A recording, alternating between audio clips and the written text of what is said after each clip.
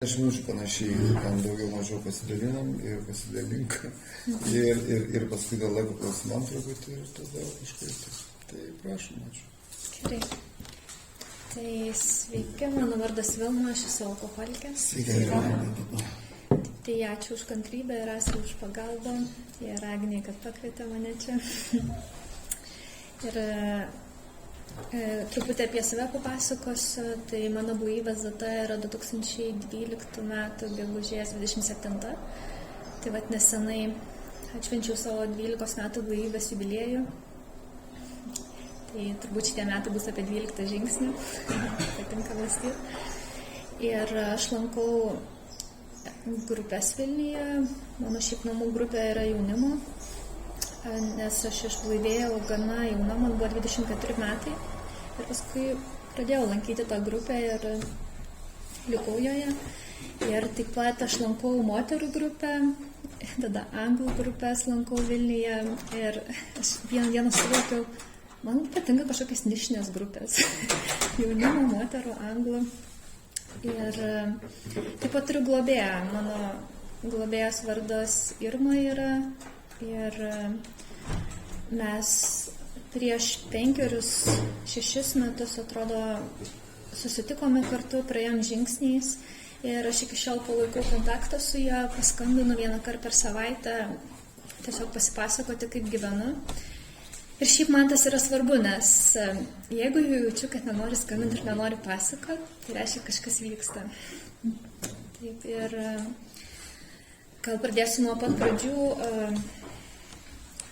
Aš gimiau tokiam mažam mieste, aš užaugau geriančių šeimoje ir kai prisimenu save kaip vaiką, tai aš buvau drovi, baili ir nepriėmiau savęs dėl to. Labai rūpėjo, ką žmonės apie mane mąsto, tokie skausmingi jausmai. Ir kartu aš pamenu save, pamenu, kaip mane nustebindavo, kad kiti žmonės jaučia kažkokius nesavanaudiškus jausmus kitiems žmonėms.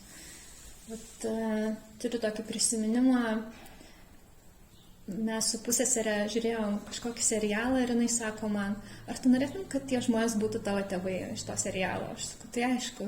Jinai sako, aš tai ne, man būtų gaila savuosius palikti. Ir prisimenu, aš pajutau tokią nuostabą, kad jinai jaučia kažkokią meilę savo tėvams, nenori jų iškeisti turtingų žmonės iš serialo. Ir niekam to nesakiau. Pasijaučiau kitokią, bet niekam to nesakiau. Ir galvojau, reikia tiesiog vaidinti tuos jausmus.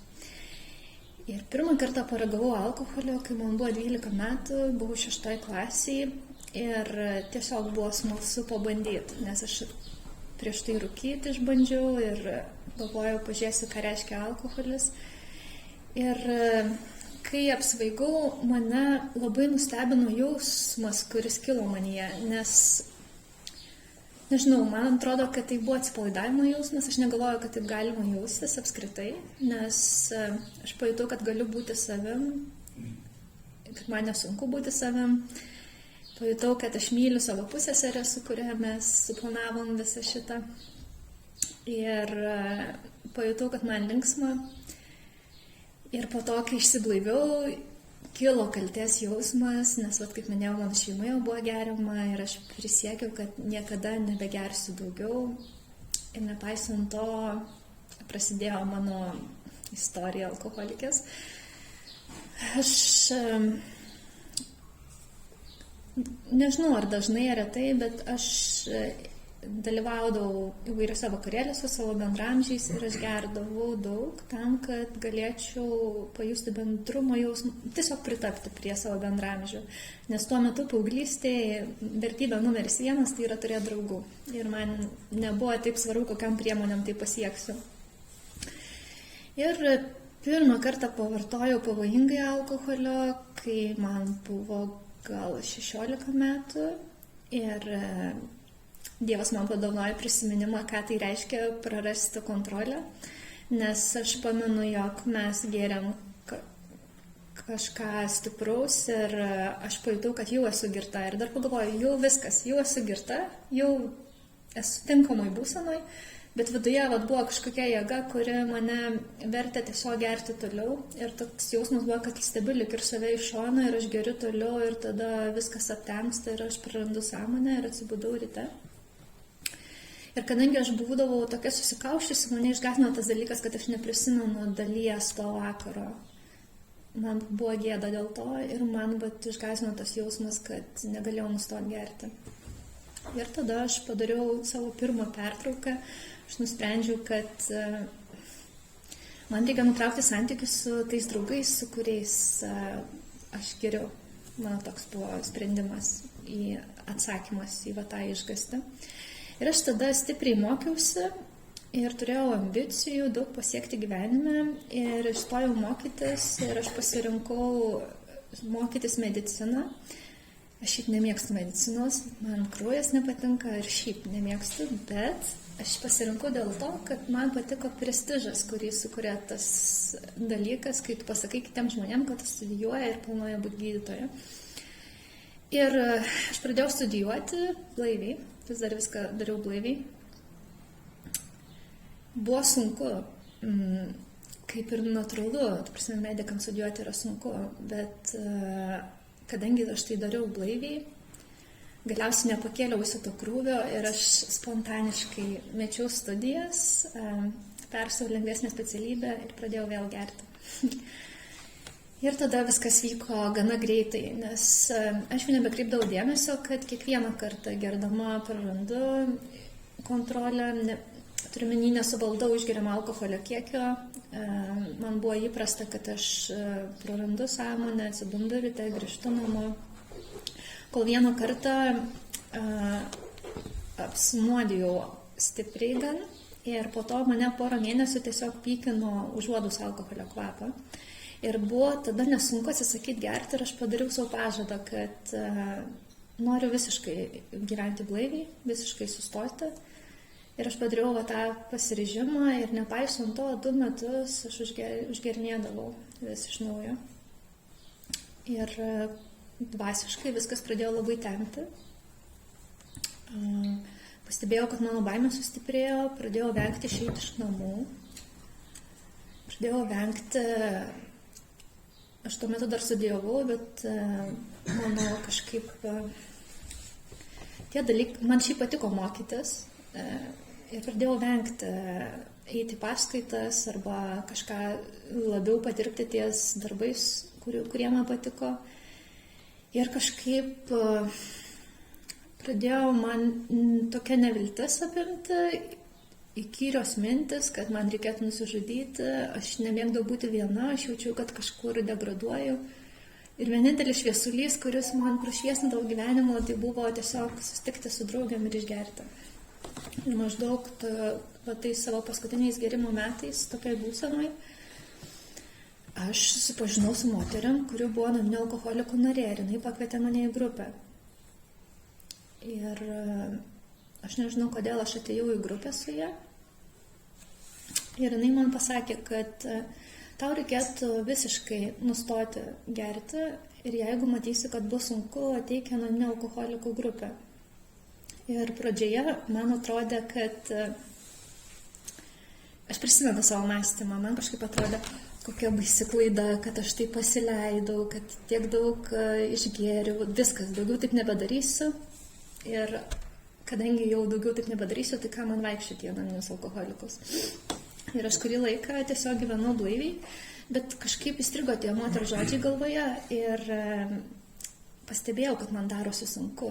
Bet praėjo mėnesis, 2, 3 ir man darosi sunku, net negaliu paaiškinti, kuo sunku. Ir aš tada nuėjau pati savarankiškai į grupę ir pabuvau grupėje, nelabai supratau, apie ką yra kalbama, nelabai supratau, ar aš turiu teisę čia būti, ar aš esu alkoholikė ar ne, bet pamenu, kad po grupės man palengvėjo, pasidarė ramiau ir matyt dėl to aš pradėjau vaikščioti vis dažniau, kol galiausiai savo pirmais blaivybės metais aš kiekvieną dieną vakarį eidavau į grupę. Aš skeldavau ryte, galvodavau kažkaip prabūsiu šitą dieną ir žinodavau, kad vakare ateisiu į grupę ir man palengvės. Ir kai pradėjau vaikščioti reguliariai susirinkimus, atsitiko gerų dalykų.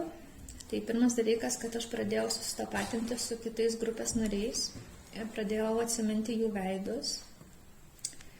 Ir pradėjau pastebėti, kada naujokai ateina į grupę. Ir man buvo įdomu, kai ateina naujokai, įdomu, kaip jiems seksis išbūti blaiviai, kodėl jie atėjo, ir aš eidavau su jais pasikalbėti. Ir po tų pokalbių mano būsena palengvėdavo dvigubai. Būtent po pokalbių su naujokais. Ir tada kiti grupės nariai, aš lankiau ten tokią artimiausią prie savo namų grupę, pamatė, kad aš reguliariai lankausi, tada pradėjo siūlyti, sako, gal tu nori pravesti tą grupę. Pirmą kartą, kai pasiūlė, aš prisimenu, labai nustebau ir aš galvojau, jie sako, gal tu galėtum pravesti grupę, bet reikia įsipareigoti metams, nes mes metams vedėjus renkam. Ir aš galvoju, jie galvoja, kad aš metus čia būsiu.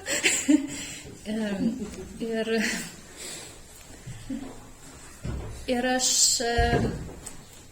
sutikau, nežinau, man buvo kažkokia garbė, kad tas pasitikėjimas duodamas, bet įsipareigoti metams.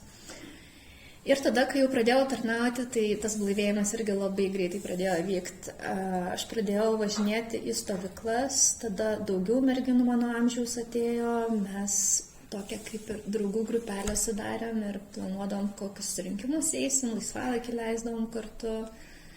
Ir visą tą laikotarpį, kokius pirmus 3 savo blaivybės metus, aš taip šviesiai prisimenu. Ir man atrodo, man atėmė norą gerti būtent draugijos jėga, bendravimas su kitais alkoholikais. Ir galiu tiesiog pasidalinti, kokia dinamika yra to šiaip blaivybės metų, nes kaip minėjau, man 12 yra, tai pirmieji buvo tokie šviesus ir tikrai jaučiausi, kad turiu draugų, man buvo gera būti su alkoholikais. Aš eidavau į grupę kiekvieną dieną dėl to, kad man patikdavo realiai dėl šito. Paskui,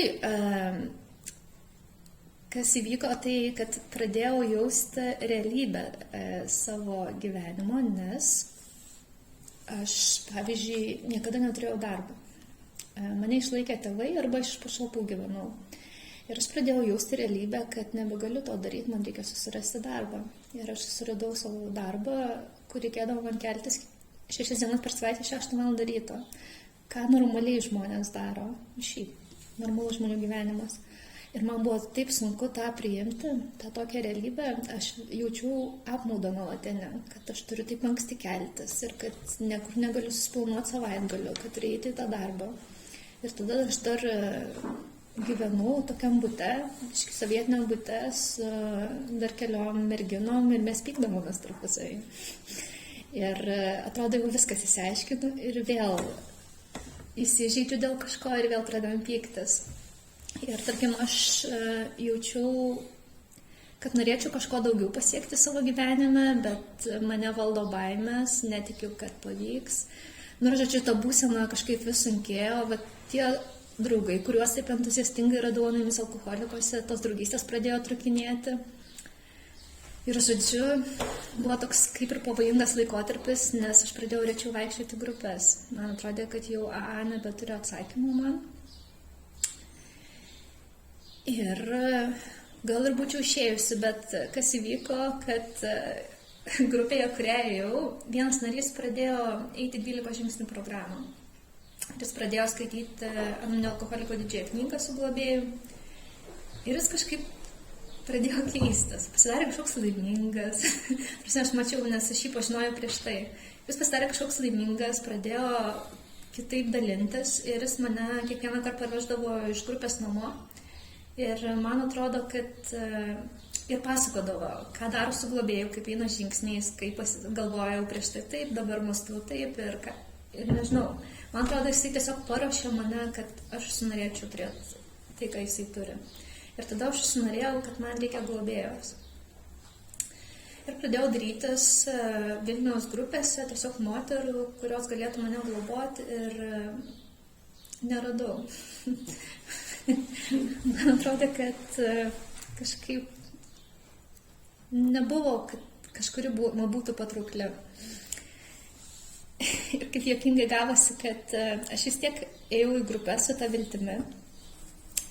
Ir tada iš Junktinių Amerikos valstijų grįžo mergina, maždaug mano amžiaus. Jinai tiesiog prablaivėjo, mokėsi tenais ir prablaivėjo, ir jinai grįžo į Lietuvą. Ir ji pradėjo labai daug spikeriauti. Ir aš klausiausi vieno jos spikerinio ir jinai kažkaip pasidalino, kad kai jai buvo 4 metai blaivybės, jinai 4-5 metai blaivybės irgi pajuto panašią krizę, prarado entuziazmą būdama AA ir kad atrado jį iš naujo. Ir aš užsinorėjau, kad ir man taip pat nutiktų ir pasiprašiau jos globos. Buvo sunku peržengti savo ego. Aš galvoju, dar porą mėnesių paklausysiu, jeigu tikrai jinai taip gerai dalinsis kiekvieną kartą, tai gal tada ir pasiprašysiu. Ir padariau klaidą, pasidalinau šitą savo mintėm su kitų grupės nariu. Ir jisai mane, kaip tariant, užparino, sako, ar tu durna, pažiūrėk, kokia populiari, kiek jin dabar turi globoti, tau nebeliks vietos pas ją. Ir jis mane, kaip čia, išgąsdino ir aš tada priėjau prie tos merginos ir mes pradėjome dirbti 12 žingsnių programą. Tai, nežinau, aš jai esu labai dėkinga, aš jai sakau, kad aš tave vienintelį žmogų myliu besąlygiškai iki galo, nes tu parodėjai man kelią, kaip surasti ryšį su aukštesnė jėga. Ir mes iš pradžių tiesiog susitikdavom paskaityti tos knygos ir pasibraukdavom kai kurios dalykus. Ir man po truputį pradėjo aiškėti, kad aš esu tikrai alkoholikė. Man pradėjo aiškėti, kad tai nėra vien apie tai, kad aš nesugebu sukontroliuoti, kiek aš išgeriu, bet ir apie tai, kad aš negaliu savo valios pastangom sustoti gerti. Ir, pavyzdžiui, kad aš esu dabar sustabdyta dėl to, kad patekau į anoniminius alkoholikus. Bet ta būsena pradėjo blogėti ir aš nežinau, kiek ilgai aš būsiu sustabdyta. Ir kad iš tiesų man reikia tos dvasinės išeities. Aš pradėjau tą matyti ir savo gerimo istorijoje, ir savo blaivybei. Ir tada...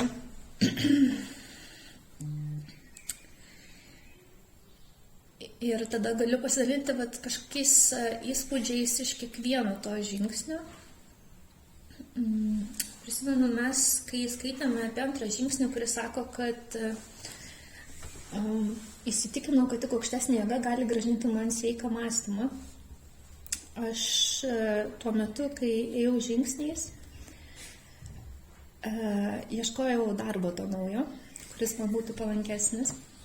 Ir turėjau daug baimės, aš jutau socialinį nerimą, būdama su žmonėmis. Ir tiesiog jausdavau stiprų nerimą ir aš negalėdavau ateiti į interviu. Ir perskaičiau mūsų knygoje, kad ten parašyta buvo, jog alkoholikai, jie pasitikė savo protu ir jėgomis. Ir kažkaip nekyla mintis, kad galima pasitikėti visatos dvasia. Ir jiems kelia suglumimą, kai žmonės pasitikė tą visatos dvasią ir jiems sekasi. Kažkaip tai buvo parašyta. Ir aš pajutau, kad o kas būtų, jeigu iš tiesų pabandyčiau pasitikėti kažkuo aukščiau negu aš. ir mane kaip tik buvo pakvietę į tą interviu ir aš galvoju, padarysiu eksperimentą, nueisiu į tą interviu, pažiūrėsiu, ar Dievas mane išsuks iš situacijos ar ne. Ir aš einu jau į tą darbo pokalbį. Ir jaučiu, kad reikia pasibelsti duris ir mane apėmė stiprus nerimas ir aš suprantu, kad aš turbūt negalėsiu pasisveikinti. Ir aš vis tiek pabeldžiau duris ir atsidaro duris ir mane užpuola šuo, nes direktorius laiko savo kabinete šunį tiesiog. O šunis man nuėmė stresą labai gerai ir aš jį biškį paglošiau. Ir man nuėmė stresą ir mes turėjom pokalbį ir aš gavau tą darbą. Ir aš grįžtu namo ir galvojau, kas čia įvyko. Ar iš tiesų Dievas yra ir dabar mano santykis su juo yra, jog aš karts nuo karto darau tuos eksperimentus, pabandau paleisti kažkokią savo gyvenimo sritį ir žiūrėti, kaip tai susiklostys. Iš pradžių darydavau tai tokius mažus dalykus, pavyzdžiui, kai gavau tą darbą, vieną kartą rytą važiuoju ir pamačiau, kad neturiu kortelės. Ir aš galvoju, kaip aš eisiu tą pastatą, man taip gėda skambinti ir kad, nežinau, aš tiesiog labai išsigandau, kad negalėsiu įeiti darbą. Ir galvoju, nu gerai, paliksiu Dievui. Ir pažiūrėsim, kaip mane išsuks iš tos situacijos. Ir aš nuvažiuoju. Ir ten tokios stiklinės duris yra. Ir tenais manęs laukia mano mokiniai ir jie mojuoja ir sako, atidaro duris, sako, mokytoja, užeikite. Ir nuo tokių mažų dalykų kažkaip tas santykis auga. Gal iki to, jog, pavyzdžiui, aš nusprendžiau patikėti kurią savo gyvenimo sritį metams. Ir pasižiūrėti, kaip viskas susiklostys. Tai aš galvoju, kad biškai nuklydau dabar apie Dievą pasakoti. Tai gal tiesiog pratęsiu, kad kaip ta žingsnių kelionė buvo. Tai mes nagrinėjom tą programą ir yra toks trečiasis žingsnis, kuris sako, kad patikėjom savo valią ir gyvenimo Dievo globai.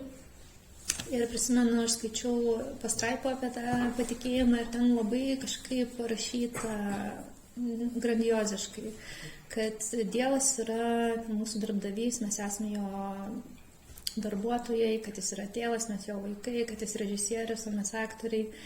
Ir aš skaitau ir man visą tai yra bla bla bla bla bla bla. Nu, realiai, kažkas parašyta filosofiško, ko aš negaliu suprasti. Ir tik tais kažkurioje vietoje buvo nuoroda, kad jeigu patiki savo gyvenimą Dievui, tai reiškia, kad darai sekančius žingsnius. Ir aš pagalvoju, kad gerai, aš tada padarysiu ketvirtąjį žingsnį. Ketvirtam žingsnį reikia surašyti savo moralinę inventorizaciją. Tai parašyti visą apmaudą, baimės ir seksualinius santykius aprašyti. Ir yra tokios lentelės, kurias aš dariau, jos ilgos yra ir prisimenu, rašiau tas lenteles, gavosi apie gal 20 lapų. Ir kai galiausiai man pasirodė, kad aš baigiau, aš suderinau susitikimą su savo globėja, kad galėčiau perskaityti tai. Ir kai važiavau pas savo globėją, aš jutau labai didelį skepticizmą tokią. Nes aš prieš tai lankiau terapiją, aš sužinojau viską, kas su manimi ne taip. Ir nepaisant to, nebuvo manyje jėgos, kad aš galėčiau pasikeisti. Ir manyje nebuvo jėgos dėl to, kad baimė ėmė viršų. Ir aš žinojau, kad aš tiesiog per daug bijau pradėti elgtis kitaip. Ir jaučiau tą tokį skepticizmą ir gal net neviltį, sakyčiau.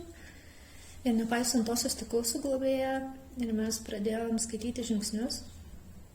Ir kažkaip beskaitant žingsnius būdavo tokių momentų, kad jinai pasidalina kažką ir aš matau, kad jinai yra taikoje su savimi ir kažkaip man įvyko pirmasis dvasinis pasikeitimas, vadina tai dvasiniu potyriu alkoholikai. Aš tiesiog pajutau, kad Dievas yra ir tai nesu aš. Gal taip apibūdinčiau savo aukštesnę jėgą. Po to, kai išėjau iš susitikimo, aš pajutau labai didelę nuostabą, nes aš važiavau su neviltimi, o išėjau su dvasiniu pabudimu. Ir ta nuostaba manyje yra iki šiol ir man atrodo, kad po to aš nustojau abejoti, ar anoniminių alkoholikų programa man tinka ir tiesiog esu dabar aktyviai joje. Taip tada,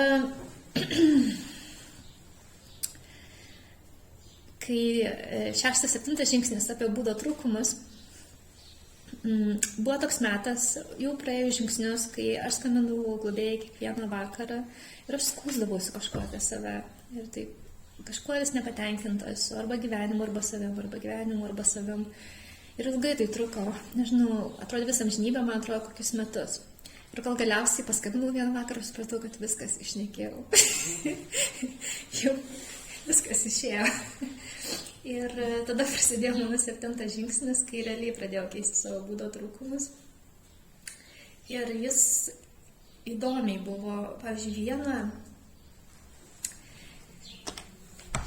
vieno būdo trūkumą aš neplanavau pakeisti, aš nežinojau, kad jis toks svarbus. Bet gavosi taip, kad aš tarnavau viename anoniminių alkoholikų renginyje, padėjau organizuoti tą renginį. Ir jisai buvo tarptautinis, Latvijai įvyko. Ir kai jisai baigėsi, prie manęs prie organizatoriai sako, nėra jokio kito žmogus, Vilma, tu turėsi suorganizuoti tokį patį Lietuvoje. Ar sutinki ar ne? Aš labai bijojau tą daryti, kadangi tuo metu, kaip minėjau, tą nerimą jutau stiprų, bet supratau, kad aš neturiu pasiteisinimo, nes aš nepasakysiu savo globėjai, neatsisakiau dėl to, kad bijau. Žinojau, kad nepraeis su jie šitas atsisakymas. Ir aš tada sakau, gerai, pradėsim. Ir kažkaip gavosi, kad susibūrė komanda. Ir tada manyje kilo noras, kad aš norėčiau, jog mūsų bendras darbas metams, pavyzdžiui, organizavimas, kad jis praeitų švariai be apkalbų. Nes aš buvau linkusi apkalbėti žmonės už nugaros, daug anoniminių alkoholikų apkalbėjau ir kiršinau ir vieną grupę antrą. Ir aš nemaniau, kad tai labai jau didelis būdo trūkumas, bet po to, kai manyje kilo tas noras, aš išbuvau metus, tiesiog Dievas pašalino mano būdo trūkumą. Aš išbuvau metus be apkalbų ir tada pastebėjau, kokią žalą man tai darė, nes man atrodė, kad ir kiti žmonės, nepasitikėjau iki galo mūsų alkoholikais, man atrodė, kad kiti žmonės irgi mane džadžina, teisė mane. Ir buvo labai keista, kad tas pokytis įvyko dėl to, kad aš sutikau tarnauti. Sutikau tarnauti ir tada pašalino apkalbų trūkumą. Tada kitas trūkumas, su tuo nerimu buvo, kad aš galiausiai pasidaviau. Man atrodo, gal 7-8 gyvybės metai, niekas nesikeičia, aš bandau vis, nežinau, ir pradėjau, prisimenu, gyvenau gana dideliai kančioj, nes aš įdavau į darbą, jausdavau nerimą ir kokias 7 valandas nerime būdavau darbe, nes tiesiog bijojau žmonių. Ir paskui grįždavau namo, atsipalaiduodavau, nueidavau į ją ir vieną dieną galiausiai priėmiau, aš galvoju, kad neprikalbėti daugiau negu laiko, ir galiausiai priėmiau, kad žmonės ir su baisiom diagnozėm gyvena. Šizofrenija turi arba neįgalumą kokį nors ir gyvena su tuo, tai aš irgi galiu gyventi su nerimu ir turiu draugų, anonimus atsipalaiduoju ir galiu gyventi su tuo. Ir kažkaip priėmiau šitą ir labai įdomi, kad praėjo keletas mėnesių, vieną dieną atsibudau ir mano nerimas išnyko ir jis nebesugrįžo. Aš kartais jaudinuosi, bet nėra taip stipriai, kaip būdavo anksčiau ir jis tiesiog išnyko. Ir po kurio laiko aš priėmiau tai kaip savaime suprantamą dalyką, kad taip ir turėjo būti. Aš vėl atrandu sritį, dėl kurios kitos aš esu nepatenkinta. Ir gal dar galiu pasidalinti įspūdžiais iš savo 8-9 žingsnio, kuris sako, kad atitaisėme skriaudą žmonėms, kuriuos skaudinom. Tai buvo tokių įdomių atvejų, kur irgi aš pajutau, kad yra kažkas aukščiau, kuris padeda man gyventi, kuris biškį padeda, pareguliuoja mano gyvenimą. Pavyzdžiui, aš turėjau tokią istoriją, gėrimo metais aš buvau nusprendusi savanoriauti ir aš važiavau į tokius globos namus ir aš padėjau ruošti pamokas vienam vaikui. Ir važiavau gana reguliariai ir vieną dieną jisai pasipasakojo asmeninių baisių dalykų apie save. Ir aš pasijutau nepatogiai ir aš tiesiog paskambinau koordinatoriui savo, pasakiau, kad nebeatvyksiu ir aš nepranešiau jam ir net neatsisveikinau, aš tiesiog nebeatvykau. Ir ilgą laiką jutau kaltę dėl to. Ir aš tada užsirašiau tą vaiką į savo sąrašą skriaudų. Ir aš supratau, kad nėra prasmės man jo ieškoti arba jam atitaisyti skriaudas, nes tiesiog, kažin ar tai nepadarytų daugiau žalos, jis turbūt nesuprastų, kas vyksta. Bet ta kaltė vis tiek buvo ir po kurio laiko man paskambino socialinio darbuotojo mūsiškė ir jinai sako, aš turiu vieną paauglį, jam reikia ištaisyti pataisas vasarą, gal tu priimtum jį nemokamai. Ir aš sakau, gerai, aš sutinku priimti jį. Ir kai mes pradėjom dirbti, jis mane erzino. Jisai toks provokuojantis buvo, nenorėjo dirbti ir man nebuvo labai malonu su juo. Bet kai jis jau išsilaikė tas pataisas, aš pajutau, kad viduje kažkokia intuicija yra, kažkas mane verčia sakyti, klausyk, gal tu nori ir toliau lankyti tas pamokas pas mane. Ir jis sako, jo, gerai noriu. Ir mes pastrigom 3 metų. Jis eidavo kiekvieną savaitę 3 metus. Kai baigdausi mokslo metų, sako, tai ką mes vasarą veiksim? Ir galiausiai bet po tų 3 metų jis sako, žinot, mokytoja, aš jaučiu, kad jau viskas. Jaučiu, kad jau man gana nebenori daugiau eiti pas jūs. Ir mes išsiskyrėm ir aš pajutau, kad mano kaltė dingo. Aš jaučiausi kaip ir atitaisiusi netiesiogiai tą skriaudą. Ir man atrodo, kad jam tiesiog tuo momentu reikėjo stabilumo kažkokio dalyko, kuris darytų stabiliai ilgą laiką ir kai tas poreikis išnyko, išėjo iš manęs. Taip tada...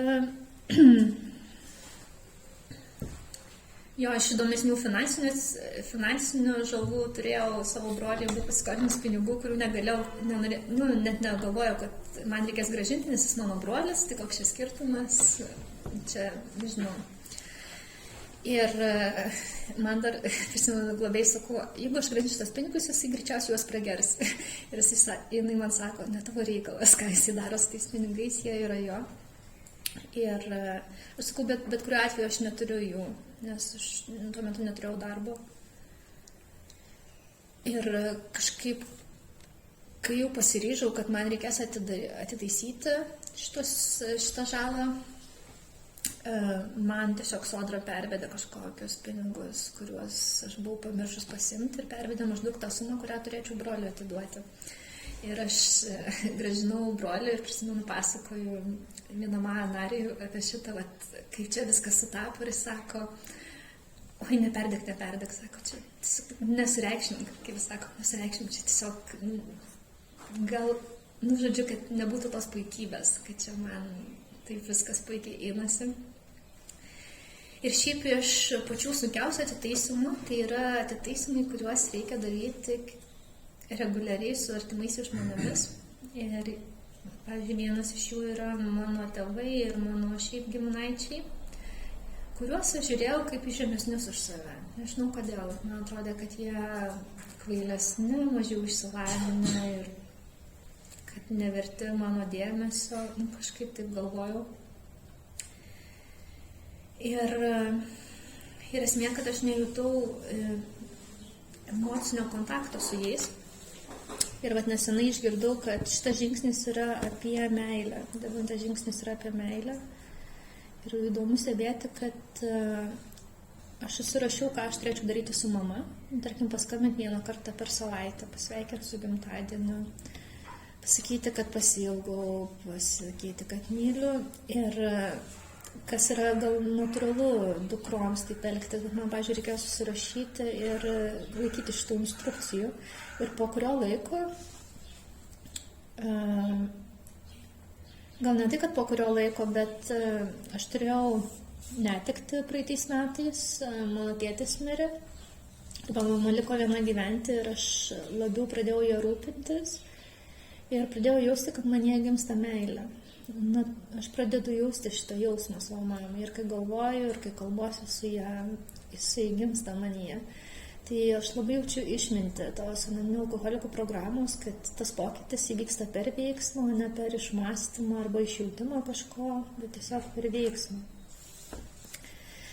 Taip ir kalbant apie 12 žingsnį, aš ilgą laiką neturėjau globotinių. Bandžiau jų ieškoti, eidavau į grupės, kažkaip kalbindavau moteris. Ir tuo metu, kai man pasidarė kažkaip sunkiau darbe, kai aš pradėjau kažkaip, tiesiog turėjau sunkesnį laiką, pas mane atėjo daug jų, gal 3 ar 4 vienu metu. Ir labai mažai. Ir paskui mes dirbdom žingsniais, aš labai intensyviai, mano būsena pagerėjo ir tada jos išeidavo, pavyzdžiui. Arba būdavo, kad pasilieka globotinės ir prisimenu, jeigu aš turiu kažkokią problemą, būtinai paskambina mano globotinės su ta pačia problema, verkia dėl jos, nerimauja ir aš turiu kaip globėja kažką atsakyti jai, ko aš pati, jaučiu, kad turiu kažką atsakyti, bet kai pradedu kažką sakyti, aš suprantu, kad tą patį galiu ir savo pritaikyti.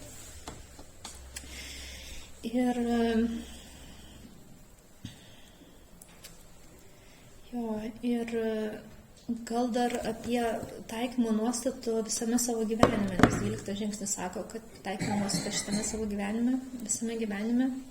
Tai vat aš pastebėjau, kad mano pagrindinis baimės ir, man atrodo, dalykai, kurie palaužė mane kaip alkoholikę, tai yra baimė neturėti pinigų, baimė neturėti darbo ir baimė neturėti romantinių santykių. Ir kaip taikyti šitas nuostatas, dvasinės nuostatas, spręsti šitas gyvenimo problemas. Tai vat buvo momentas, kai jutau labai stiprią finansinę baimę, nes pasiėmiau paskolą. Ir per tą baimę aš pradėjau daugiau melstis. Ir besimeldžiant nepastebėjau, kaip jinai praėjo. Aš dabar supratau, kad aš turėjau tą baimę ir dabar supratau, kad jinai praėjo. Tiesiog besimeldžiant ir tarnaujant kažkas pasikeitė. Tada vienas iš įdomesnių pernai metais įvyko, kad aš įnikau į darboholizmą ir negalėjau sustoti dirbti. Ir aš dirbau daug ir jaučiausi negyvoj viduje, bet negalėjau sustoti. Ir aš perskaičiu mūsų literatūrai, kad galima tiesiog patikėti metams šitą problemą Dievui. Pavyzdžiui, nieko nespręs, nieko daryti dėl darbo, bet patikėti metams ir pasižiūrėti, ar kažkas pasikeis ar ne. Ir aš kažkaip pasimeldžiau ir nusprendžiau paleisti. Praėjo 3-4 mėnesiai, man paskambino iš darbo, sako, mes jums tiesiog sumažinom krūvį, nes nebėra. Mes tiesiog jums sumažinom krūvį, aš labai įsižeidžiau, kaip jie taip nepasitarė, taigi čia mano atlyginimas. Ir jie sumažino lygiai tiek, kad aš jaučiuosi normaliai. Ir dabar labai sunku paleisti, bet irgi meldžiuosi jau, kad atiduodu romantinius santykius metams. Pasižiūrėsiu, ar kažkas pasikeis, arba galbūt aš pasikeisiu. Ir tada po metų pasidalinsiu. Bet taip, einu į pabaigą, tai ačiū, kad mane išklausėte ir tikrai, jeigu bus klausimų,